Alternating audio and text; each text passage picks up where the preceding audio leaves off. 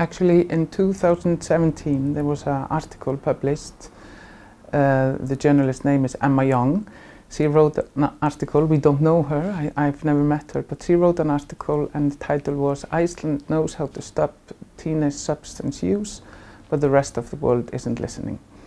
And after that, everything went crazy. You know, we started to get, not only us here at Planet Youth, we started to get visitors like you, coming from all over the country. You know, what are you doing? Please tell us what we are doing. So, yeah. So that's when we actually started Planet Youth as a company. It's a private-owned company, and we are trying to, not trying, we are working with so many partners around the world, but we are trying as hard as we can to help others in work the same direction, trying to prevent risk behavior or substance use, and also training and teaching people to work with local data, to build a coalition within their community, to educate the coaches and the leisure time educator, because it's really important that they realize how big role they have. And another thing we have here in Iceland, and I'm sure that you've seen it when you're visiting the sport clubs, we have children, adolescents, training on the same ground as the athletes, the high performance athletes are competing.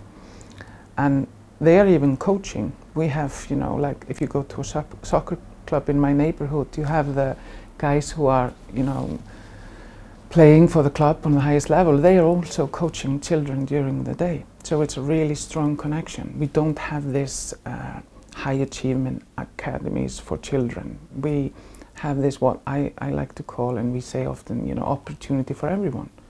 If you want to participate or do football, okay, just find a club and you are allowed and welcomed.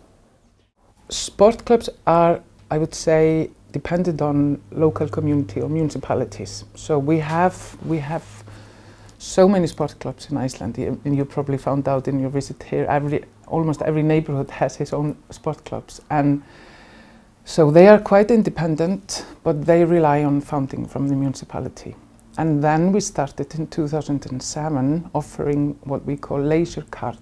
And it's an electronic card that parents get amount of money every year that is connected to their child from 6 to 18. So you can use that money to pay for all kinds of activity, but the key is that it has to be organized.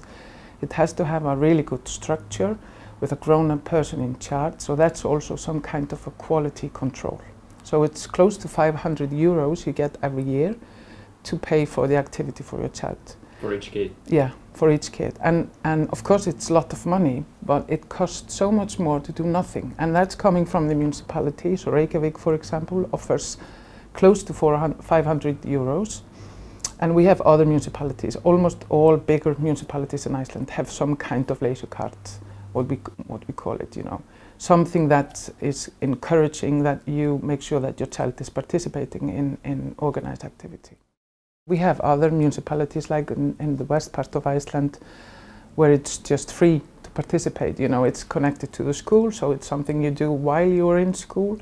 And then of course you have, you know, municipalities that are maybe with less money that are then offering lower amount, but it's a clear message coming from the local community and the municipality that they want your child to participate, that they want your child to have the opportunity to participate in organized activity.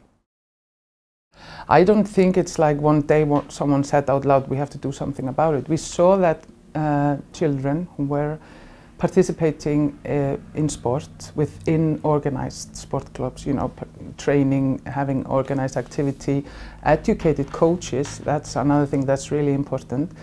We saw that they were in less risk of using substance, or they were less likely to use any kind of substance, not only alcohol, cigarettes, cannabis. We also see they are less likely to use nicotine bags, energy drinks, so yeah.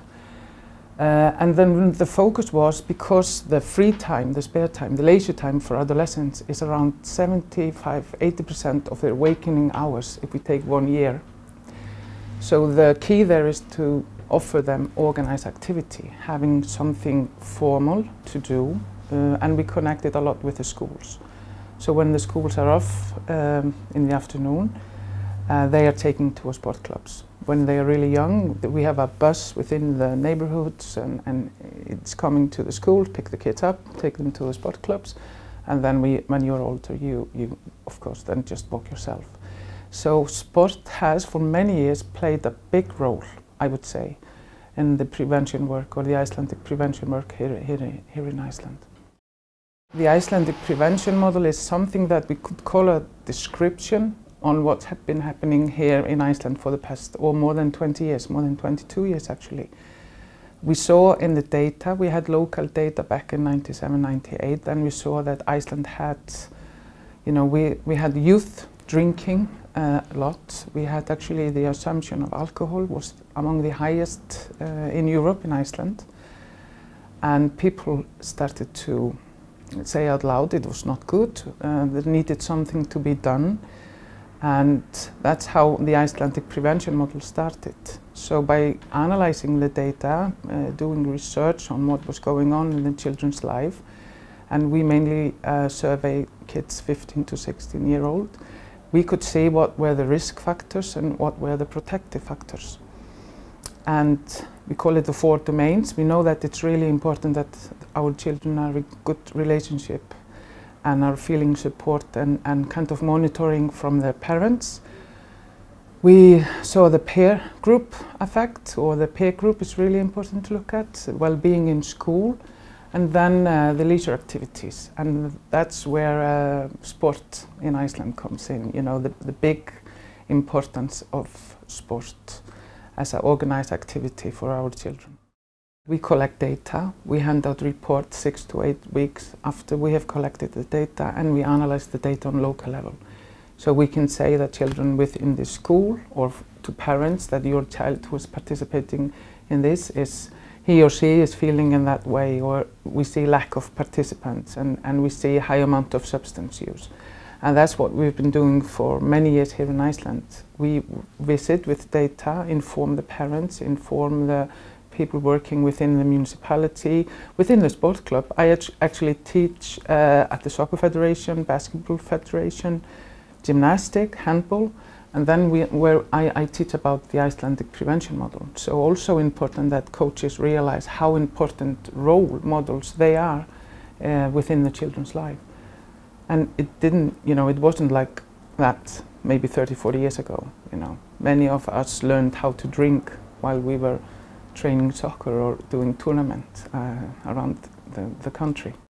Of course, when we are implementing Planet Youth or the Icelandic prevention model around the world, we are not, taking the Icelandic culture to Mexico or to Chile or to Australia or New Zealand. We are, kind of training people thinking in a different way and bringing them different kind of methodology. And the economic situation in Iceland is fairly good compared to many other countries. So it's really important that you make it your own when we're talking about implementing the Planet Youth program or the guidance. But I think it's so important that we learn from good examples, not only from Icelanders, but people all around the world.